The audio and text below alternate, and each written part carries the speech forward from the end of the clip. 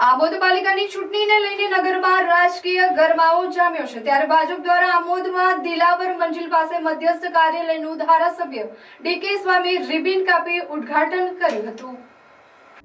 આ પ્રસંગે તેમની સાથે આમોદ નગરપાલિકાના પ્રભારી કિશન મેર, આમોદ શહેર ભાજપ પ્રમુખ મિથુન મોદી, મહામંત્રી હિતેશ શાહ, ભાવિક પટેલ તેમજ શહેર સંગઠનના હોદ્દેદારો, ભાજપના ઉમેદવારો અને કાર્યકરો મોટી સંખ્યામાં ઉપસ્થિત રહ્યા હતા। ધારાસભ્ય ડીકે સ્વામી, પ્રભારી કિશન મેર સહિત કોંગ્રેસમાંથી ભાજપમાં આવેલા અને વોર્ડ નંબર 2 ના ભાજપના ઉમેદવાર લક્ષ્મણ રબારીના હસ્તે ભારત માતાની છબી પાસે દીપ પ્રાગટ્ય કરી કાર્યક્રમની શરૂઆત કરવામાં આવી હતી।